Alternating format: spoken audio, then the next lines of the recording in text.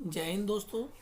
तो staff selection commission SSC की तरफ से combined higher secondary 10+2 level examination 2024 के लिए एग्ज़ाम फॉर्म जो है स्टार्ट हो चुके हैं। आइए हम उसके बारे में डिटेल में जानते हैं। तो सबसे पहले अगर हम बात करें date for submission of online application, तो जो ऑनलाइन एप्लीकेशन की जो डेट है वो है आपकी 8 अप्रैल 2024 से लेकर 7 मई 2024 तक। तो ये इसकी जो है डेट हो गई। अब देखते हैं last date and time for making online fee payment. तो जो ऑनलाइन में फ़ी पेमेंट की डेट होने वाली है वो है आपकी 8 मई 2024 रात के 11 बजे तक। उसके बाद देखते हैं window for application form correction and online payment of correction charges. तो कभी कभी ऐसा होता है कि जब आप फॉर्म फिल करते हैं तो कुछ त्रुटि या कमी हो जाती है उसमें, तो उनको दूर करने के लिए जो है 2 दिन का जो है एसएससी ने टाइम दिया है। तो वो है 10 मई 2024 से लेकर 11 मई 2024 तक रात के 11 बजे तक। तो 2 दिन का आपको टाइम मिलेगा। अब बात करते हैं हम schedule of tyre 1 computer based examination. तो ये जो आपका एग्जामिनेशन होने वाला है टायर फर्स्ट इसका, इसकी डेट है जून से लेकर जुलाई 2024 तक। इनकी जो डेट है मैं पिछली वीडियो में मेंशन कर चुका हूँ, आप उसमें जाकर देख लीजिएगा। ये जो आपका प्री एग्जामिनेशन है पेपर फर्स्ट, ये जो है 10 दिन तक चलेगा। अब बात करते हैं कि एसएससी ने किन किन पोस्ट के लिए ये वैकेंसीज निकाली हैं। The staff selection commission will hold a competitive examination for recruitment to the group C post viz lower divisional clerk, junior secretariat assistant and data entry operators for various ministries, departments, offices of the government of India and various constitutional bodies, statutory bodies and tribunals etc. तो जो ये post आई है वो आपकी LDC की post के लिए या फिर कह लीजिए जीएससी की पोस्ट के लिए आई है। डाटा एंट्री ऑपरेटर के लिए भी ये पोस्ट आई है। तो अब हम बात करते हैं हम इनकी पे स्केल्स के बारे में। ये तो हमारी जो पोस्ट थी कौन कौन सी आई है ये थी। अब पे स्केल देखते हैं। तो सबसे पहले अगर हम बात करें पे स्केल की, तो एलडीसी की जो हमारी पोस्ट है या फिर जेएससी की पोस्ट, वो पे लेवल 2 की पोस्ट है। उसमें आपकी जो सैलरी होने वाली है वो 19,900 रुपये से लेकर 63,200 रुपये होगी। फिर आता है आपका डाटा एंट्री ऑपरेटर डीईओ की पोस्ट। ये जो पोस्ट होने वाली है वो पे लेवल 4 की पोस्ट होने वाली है। इसमें जो आपकी सैलरी होगी वो 25,500 रुपये से लेकर 81,100 रुपये होगी। और जो दूसरी इसमें पोस्ट होगी, बस दो है इसमें, पे लेवल 4 भी है और पे लेवल 5 भी है। तो पे लेवल 4 के लिए 25,500 से लेकर 81,100, और जो लेवल 5 होगा वो होगा 29,200 से लेकर 92,300। यह आपकी इसमें डाटा एंट्री ऑपरेटर डीओ में 2 पे लेवल है, एक ये और एक ये। फिर आता है आपका data entry operator grade A. यह आपका पे लेवल 4 की पोस्ट है।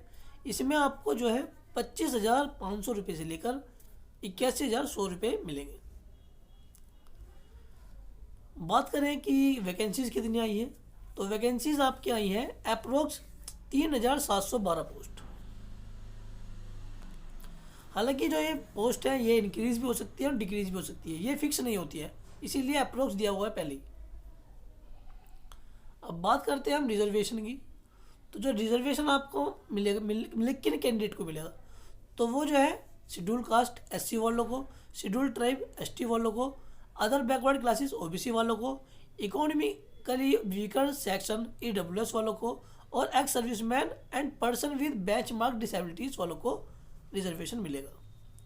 अब ये जो है ये तो आप जानती हैं एससी एसटी ओबीसी और ईडब्ल्यूएस और ईएसएम, इनको तो आप जानती हैं नॉर्मली कि कौन कौन उसमें आता है, सब अपनी कैटेगरी लगभग जानती है। अब देखते हैं हम इसमें जो पीडब्ल्यूबीडी वाला है हमारा पर्सन विद बेंचमार्क डिसेबिलिटीज़, उसके लिए। तो ये जो है हमारी कुछ डिसेबिलिटीज़ है, इसको आप देख लीजिएगा जो जो इसके अंडर में आते हैं।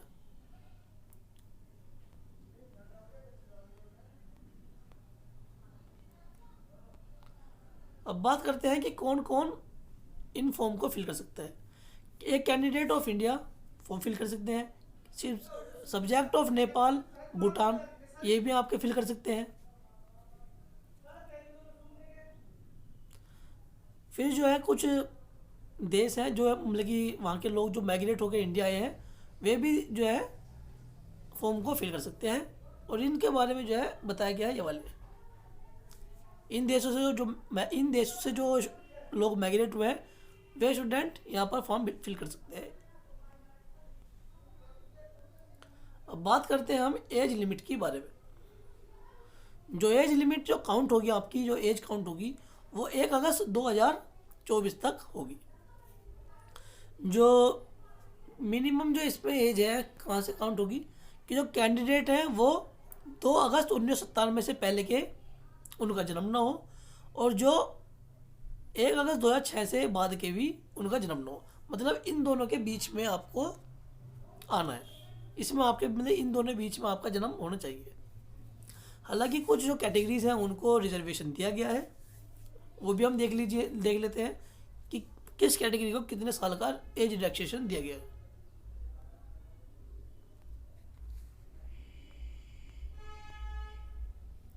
सबसे पहले अगर हम बात करें SC/ST वालों की, तो उनको जो है 5 साल की छूट दी गई है। OBC वालों को 3 साल की, PWBD अनरिजर्व्ड वालों को 10 साल की, PWBD OBC वालों को 13 साल की, और PWBD SC/ST वालों को 15 साल की छूट दी गई है।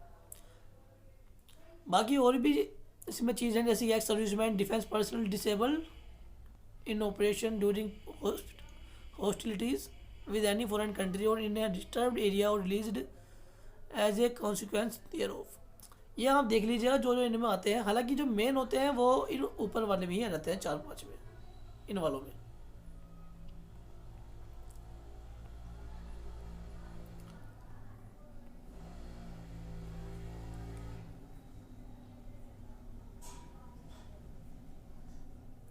अब बात करते हैं हम एसेंशियल एजुकेशन क्वालिफिकेशन। जो एसेंशियल एजुकेशन क्वालिफिकेशन है वो आपकी 1 अगस्त 2024 को ही काउंट होगी। ये भी आपको ध्यान रखना है। फॉर डाटा एंट्री ऑपरेटर, जो कि ministry of consumer affairs, food and public distribution and ministry of culture के अंडर में आती है, उसके लिए आपको भारत के किसी भी मान्यता प्राप्त बोर्ड से या उसके समकक्ष बोर्ड से 12वीं पास होना जरूरी है, और वो भी मैथ सब्जेक्ट के साथ साइंस स्ट्रीम से। जो LDC की पोस्ट है आपकी JSA के लिए, LDC और JSA, उसमें आपको इस वाले को छोड़कर जो पोस्ट है उसमें आपको 12वीं पास होना जरूरी है, चाहे वो आप किसी भी कैटेगरी से हो, मतलब किसी भी सब्जेक्ट से हो, चाहे आर्ट वाले हो, कॉमर्स वाले हो, एग्रीकल्चर वाले हो, या फिर साइंस वाले हो, वो सभी इसके लिए एलिजिबल है। The candidates who appeared in their 12th standard or equivalent examination can also apply. However, they must possess essential qualification on or before the cutoff date 1/8/2024। तो कहा गया है कि जो कैंडिडेट हैं जिन्होंने 12th कर लिया है या फिर जिन्होंने एग्ज़ाम दिया है, वे सभी जो है 1 अगस्त 2024 को जब कट ऑफ लगेगी तब जो है उनकी एसेंशियल क्वालिफिकेशन कंप्लीट होनी चाहिए।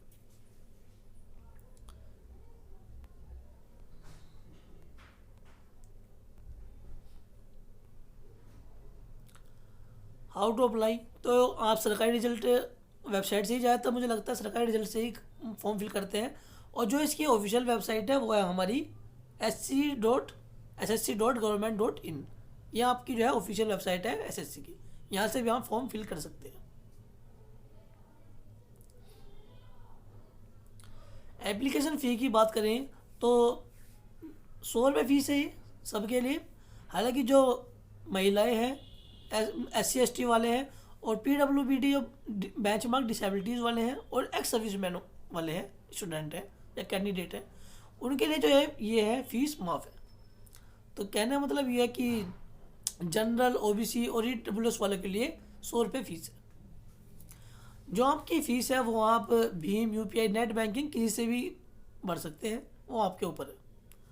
ऑनलाइन फ़ी जो है वो 8 मई 2024 रात के 11 बजे तक आपको फिल जरूर करनी है।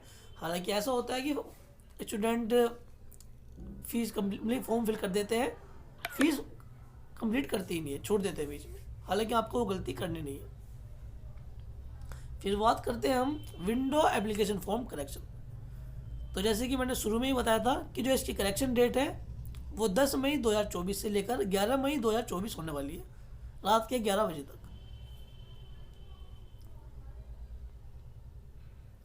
अब देखते हैं हम सेंटर ऑफ एग्जामिनेशन। सबसे महत्वपूर्ण चीज़ देख लीजिए आप, क्योंकि इसमें ही आपको जो है मिस्टेक, मतलब जो आपकी गलती होने वाली है वो इसमें ही होती है। जहाँ आप सेंट्रल मतलब सेंटर चूज करते हैं अपने रीजन को, तब हम बहुत ज़्यादा मिस्टेक करते हैं इसमें। तो सेंट्रल रीजन जो है सीआर है हमारा, उसमें कौन कौन से स्टेट होंगे? बिहार एंड उत्तर प्रदेश, ये तो होते हैं सेंट्रल रीजन में, सेंट्रल रीजन में। फिर आता है आपका ईस्टर्न रीजन ईआर, उसमें आपको अंडमान निकोबार, झारखंड, उड़ीसा, सिक्किम, वेस्ट बंगाल, ये सभी आपको ईआर में मिलेंगे।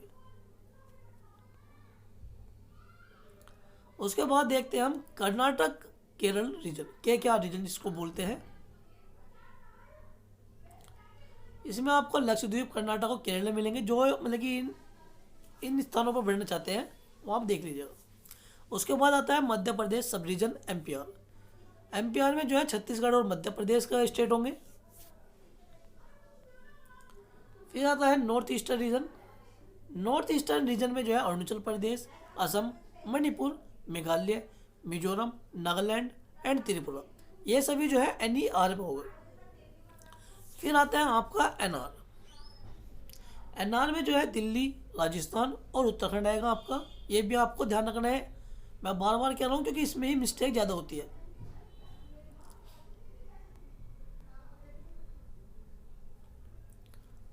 फिर आता है आपका नॉर्थ वेस्टर्न सब रीजन।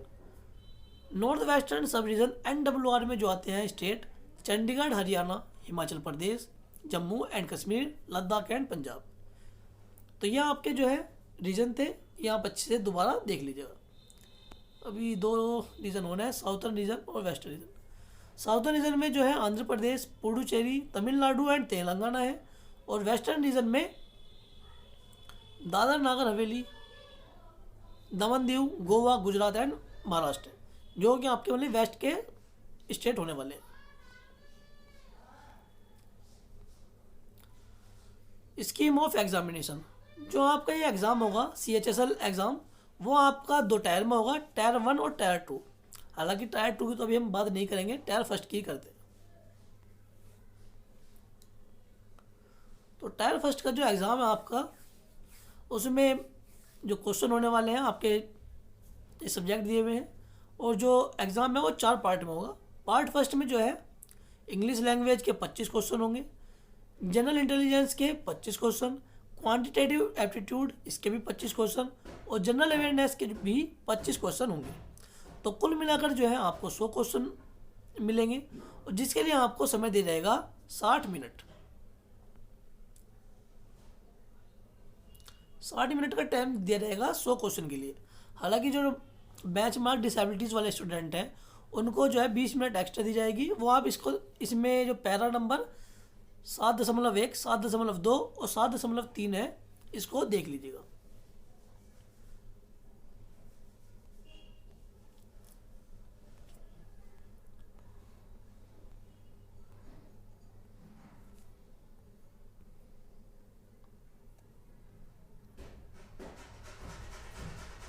ये आपका कंप्लीट सिलेबस है, हालांकि मैं इसकी अलग वीडियो भी बना दूंगा, फिर भी थोड़ा थोड़ा नाम देख लीजिए। इंग्लिश लैंग्वेज में जो है ये सब होने वाला है। Spot the error, fill in the blanks, synonyms, homonyms, antonyms, spelling detecting misspelled words, idioms and phrases, one word substitution, ये सभी जो है इनमें होने वाले हैं। जनरल इंटेलिजेंस में ये सब होगा।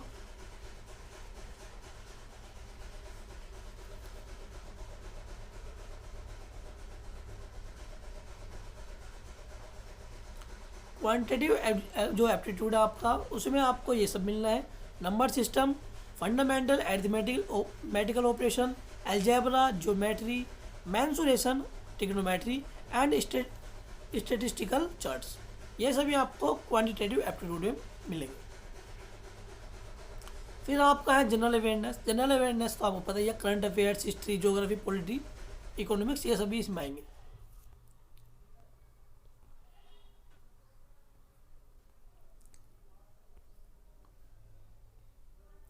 ये सभी जो है आपके इसमें डॉक्यूमेंट्स लगने वाले हैं, Aadhaar card, voter ID card, mandatory to passport.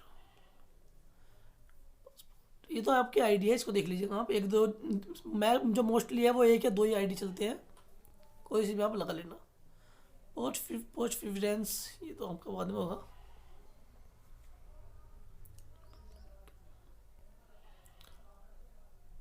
जो मोड ऑफ सिलेक्शन जो है, जैसे कि हमने बताया, मिनिमम क्वालिफिकेशन जो मार्क्स है इसमें tier first and section 2 and module first of section 3 of tier 2 examination are as follows.